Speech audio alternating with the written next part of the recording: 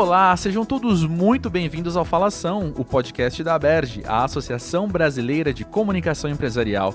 Em mais um episódio da série Desafios, o Falação traz um estudo de caso muito interessante sobre o anúncio e a repercussão do programa de trainee Liderança Negra da empresa Bayer no Brasil. Você deve se lembrar quando em outubro ele foi notícia ao abrir 19 vagas com bons salários e benefícios para novos profissionais negros, o que acabou sendo muito discutido em diferentes esferas da sociedade. Malu Weber, diretora sênior de comunicação corporativa da Bayer no Brasil, é a nossa convidada para que nós aqui possamos conhecer mais sobre como a organização lidou com o caso e também aprendemos com essa experiência. Malu, muito bem-vinda ao Falação, é um enorme prazer ter você conosco. Obrigada, André, prazer também. Oi, pessoal. Malu, para começar, conta pra gente um pouquinho da sua trajetória, a gente quer te conhecer melhor. Claro, com o maior prazer. Bem, meu nome é Malu Weber, eu sou jornalista, comecei minha carreira no jornalismo, fui correspondente, fui repórter, editora, apresentei jornal, fui âncora de TV, assessora de imprensa, eu acho que eu passei um pouquinho por todas as áreas da mídia. E depois eu comecei minha carreira no mundo corporativo, né, em comunicação corporativa, numa empresa de telefonia, de telecom sueca, que estava vindo para o Brasil. Então eu ajudei em todo o startup de comunicação no interior de São Paulo. Depois eu recebi um convite para ajudar na construção da holding do Grupo Votorantim. E lá fiquei por 16 anos. Eu fiquei 12 anos na holding, ajudando na construção da comunicação corporativa e toda a área de comunicação que não existia. E depois eu fui para uma missão muito bacana na Votorantim Cimentos para ajudar na construção de toda a comunicação internacional, na verdade, a internacionalização da Votorantim Cimentos nos 14 países. Depois de lá, eu aceitei um convite para ir para Johnson Medical Devices, cuidar de toda a comunicação da América Latina. E recentemente, quase 90 dias, eu estou na Bayer, onde aceitei um convite também incrível para cuidar de toda a comunicação do Grupo Bayer no Brasil. E estou aqui hoje conversando com vocês. Que grande história, que legal ouvir tudo isso. E sobre o Grupo Bayer, nos chamou muito a atenção recentemente o anúncio do programa de trainee Liderança Negra. E eu queria ouvir de você, em que momento que esse programa chega na história da organização? Eu acho que a gente pode começar com uma outra perspectiva. Em que momento que a Malu chega na Bayer, porque esse projeto, André, na verdade, ele já vinha sendo discutido e vinha sendo trabalhado há meses.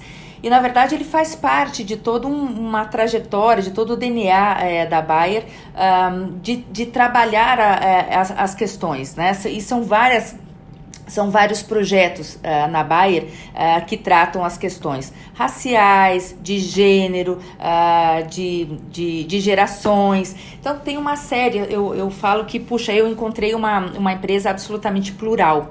E pela primeira vez, na questão de gênero, a empresa resolveu dedicar então e construir um programa de trainees com foco para negros.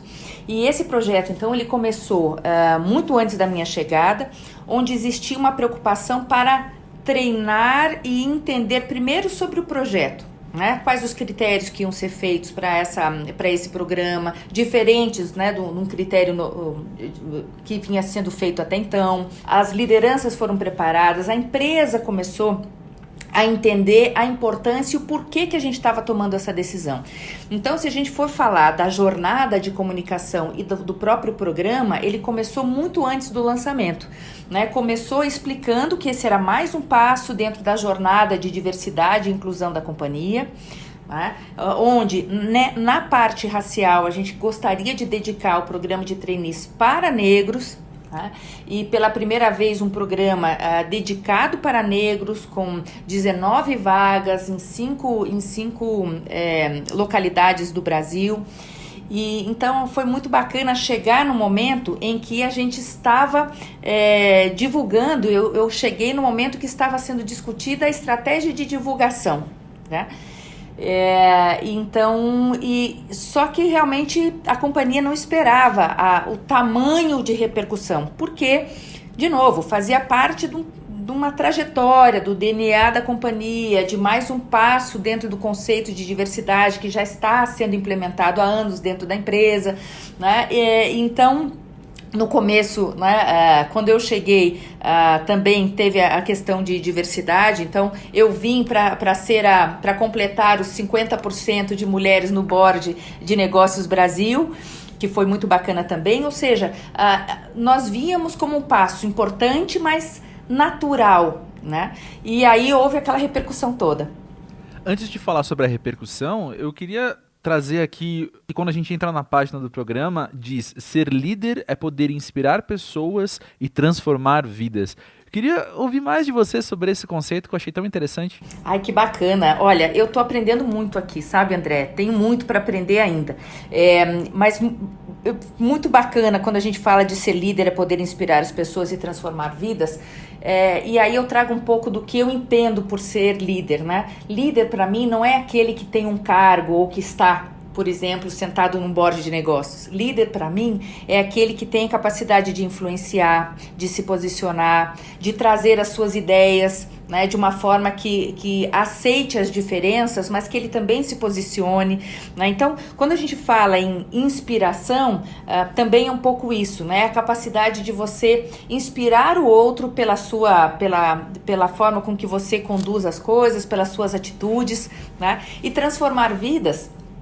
Porque eu entendo que, e a Bayer entende também, que o líder, ele tem esse papel, né? Muitas vezes a forma com que você conduz o seu time, né? A forma com que você orienta, que você desenvolve, você está, de certa forma, impactando na vida e na carreira do outro, né? Então, acho que, e é lindo, né? A ideia de você poder, é lindo e ao mesmo tempo uma baita responsabilidade de você transformar, né? Ter a capacidade, ou ter o papel de influenciar e transformar a vida do outro. Então, eu vejo como um papel muito bonito, mas de uma responsabilidade enorme também.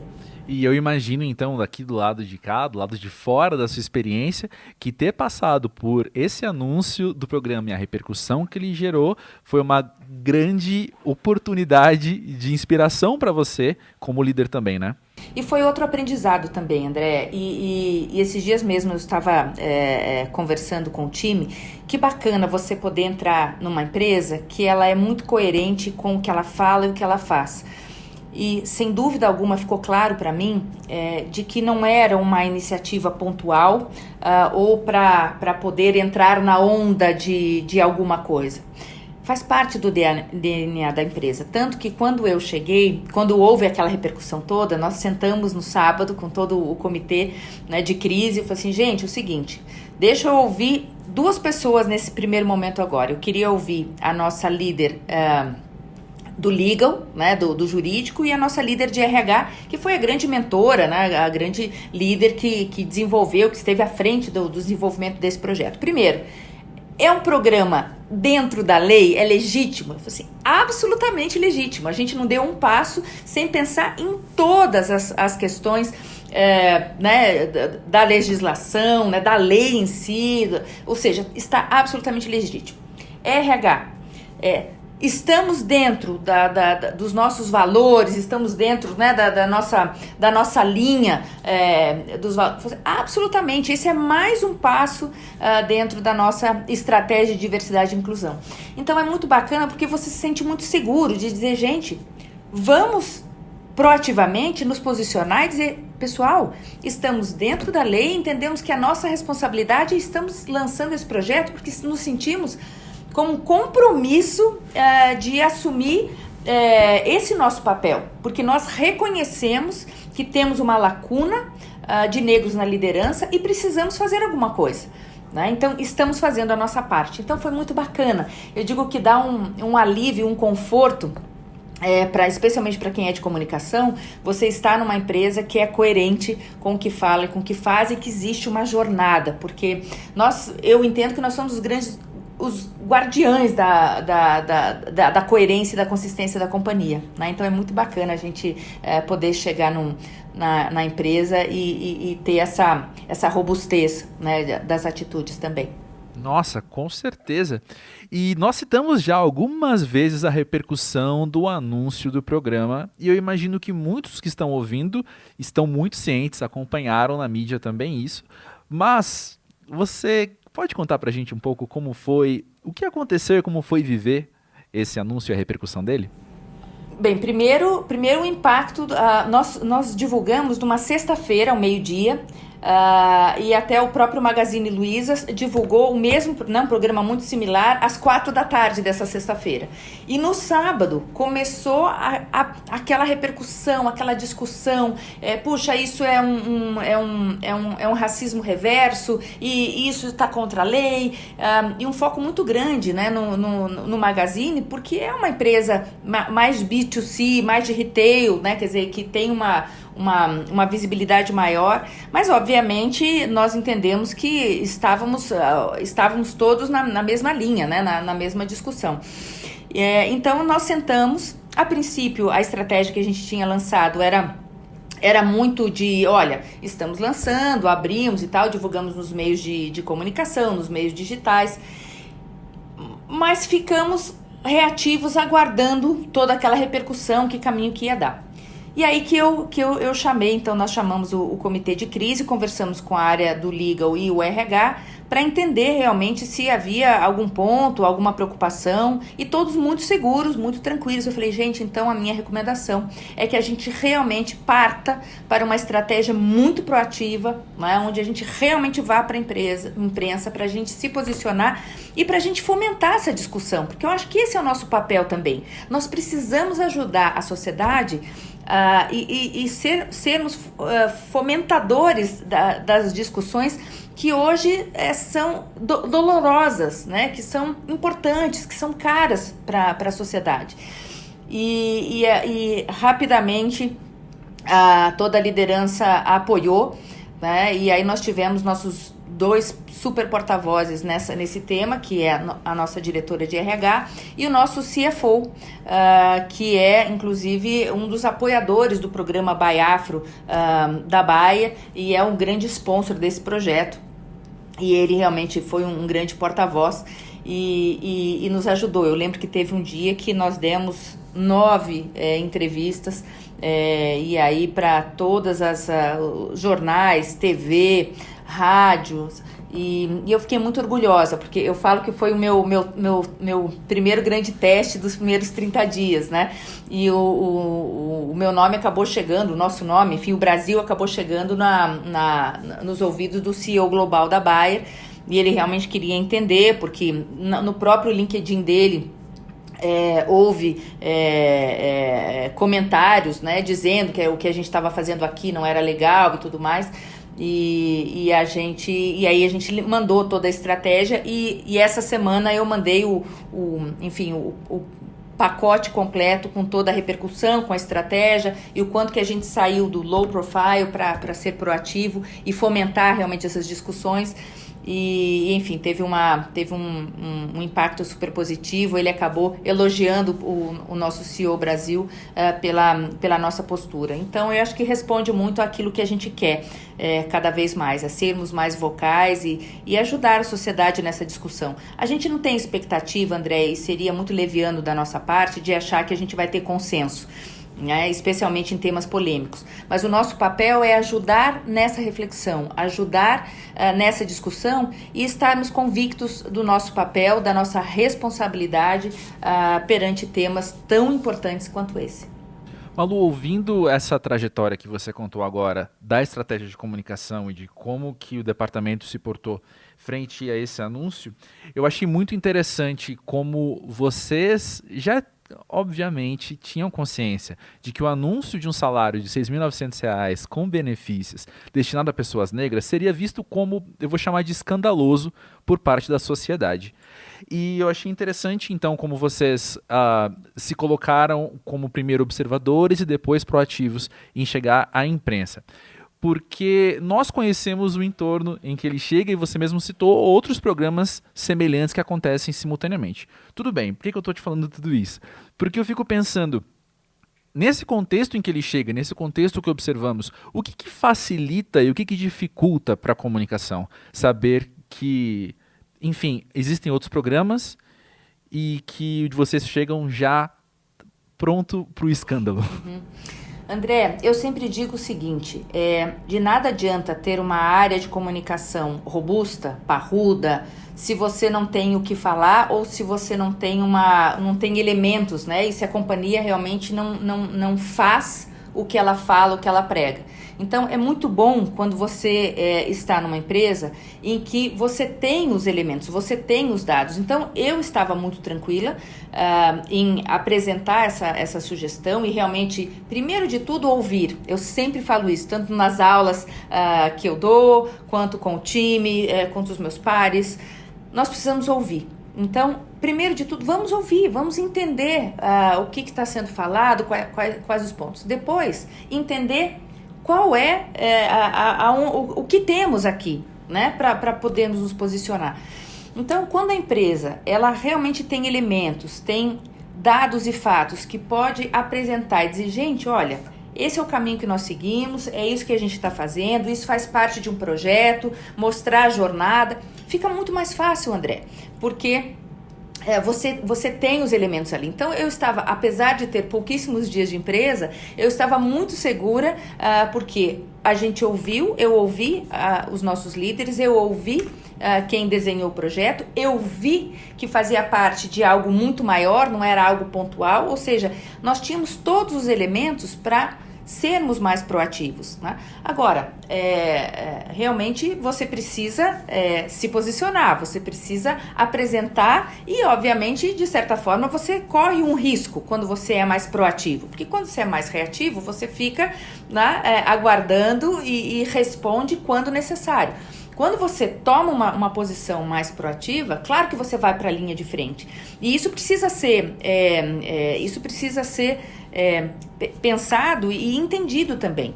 Mas eu entendo que faz parte, a gente precisa, né? A gente faz parte do mundo corporativo.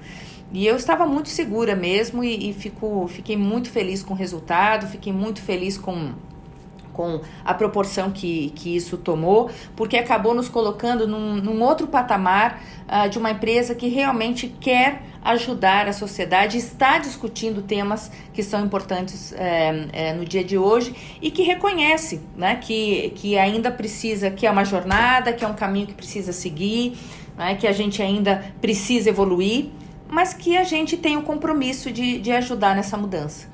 E quais você julga terem sido os maiores desafios para a comunicação nessa ação? Os maiores desafios, eu acho que o desafio maior é você chegar num board de negócio e convencer e influenciar na mudança de estratégia de comunicação.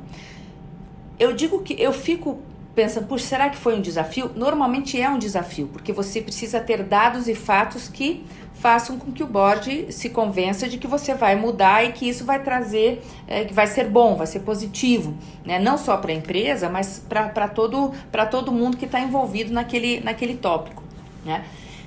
Mas não foi difícil, porque, de novo, eu acho que nós levamos fatos e dados tão robustos, né? Você tinha o legal conosco dizendo é legítimo. Tínhamos um RH dizendo é uma jornada, esse é só mais um projeto, estamos absolutamente seguros, né? Faz parte do nosso DNA. Então, nós tínhamos todos os elementos. Então, o desafio, na verdade, foi ouvir, entender, não ser precipitado, no sentido de vamos entender o contexto, deixa eu que estou chegando entender também e ouvir as pessoas, né, ouvir a equipe e aí partir, né, partir para uma mudança de estratégia. Então, eu acho que talvez a gente não imaginava que a repercussão ia ser tão grande, mas foi o grande ponto, acho que foi esse, é a gente ouvir, sentar com muita serenidade, entender e seguir em frente. Então, não posso te dizer que teve, teve um desafio, a gente teve uma resistência, não, a gente não teve, né? Foi tudo tudo muito tranquilo, a gente estava muito seguro. E teve alguma particularidade na maneira com que isso foi comunicado internamente para os colaboradores da empresa? Já na repercussão ou antes? A repercussão toda? Porque, na verdade, como eu te disse, quando eu cheguei, já existia uma jornada de comunicação interna, onde você não só preparou os líderes para receber esses trainees, mas explicamos e conversamos com a empresa e com os funcionários para que eles entendessem que isso fazia parte da nossa jornada, mostrando a nossa realidade, o quanto que a gente precisava evoluir, ou seja, a organização toda foi entendendo e fazendo parte dessa construção e dessa jornada até o dia do lançamento. Tanto é que os próprios funcionários foram os nossos embaixadores da campanha, né? Então eles se apropriaram, eles se sentiram parte de todo o processo, as pessoas se sentiram orgulhosas, né? E começaram, quando viram a repercussão, começaram a defender a empresa, que eu acho que é a forma mais genuína de ver o quanto que os funcionários, o quanto os colaboradores estão entendendo a importância daquele passo que a companhia estava dando, tá? Então foi muito bacana. E obviamente quando houve a repercussão, como eu comentei, nós sentamos no sábado, discutimos. Segunda-feira de manhã todos já tinham recebido uma mensagem, né, do nosso presidente, um boletim falando: pessoal, olha, houve essa repercussão, nós reassumimos o nosso compromisso, estamos no caminho certo, nós entendemos que esse é o caminho. Caso você seja abordado, a nossa recomendação é você seguir por aqui, ou seja, nós instruímos, nós ajudamos, mas a gente, olha, estamos convictos de que estamos no caminho certo. Então, mais uma vez, o colaborador muito próximo, né, recebendo a mensagem da gente, recebendo orientação. Mas o que a gente viu foi uma repercussão muito grande também e os colaboradores sendo super embaixadores do programa e da empresa. Sabe o que mais me chama a atenção quando eu ouço uma história dessas? É pensar como que o departamento de comunicação precisa estar muito atento a atuar em frentes tão diferentes. Porque essa repercussão, ela chegou no poder público. Teve pessoas, né, representantes políticos se posicionando sobre isso. E você tem também pessoas, entre aspas, o cidadão comum, nas redes sociais também, muitas vezes vociferando opiniões que, enfim, precisam ser ouvidas e precisam ser comentadas, não é? E precisam ser respeitadas, né, André? Porque, de novo, a nossa intenção não é achar que todo mundo vai pensar igual, né? Aí a gente está indo contra a própria diversidade que a gente tanto valoriza, né? Nós respeitamos opiniões diversas, mas a gente tem muita convicção desses projetos de diversidade e inclusão, especialmente, que estamos colocando em prática, né? Então, de novo, nós entendemos que é legítima a discussão e nós entendemos que era o nosso compromisso de certa forma, fomentar essa conversa e de novo, mostrar o nosso posicionamento e mostrar, deixar claro que estávamos absolutamente convictos de que o caminho é esse mesmo. Perfeito. E antes de terminar, eu preciso te perguntar, você já consegue enumerar alguns dos aprendizados dessa experiência toda? Eu acho que o principal aprendizado é isso, primeiro ouvir, ouvir os nossos públicos, ouvir a liderança, ouvir os pares, ouvir os stakeholders.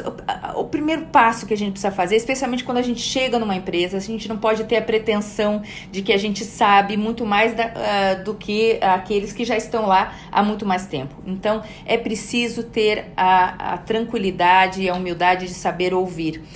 Então, acho que ouvir foi fundamental, entender, questionar, perguntar, entender os diferentes lados, refletir sobre diversos caminhos.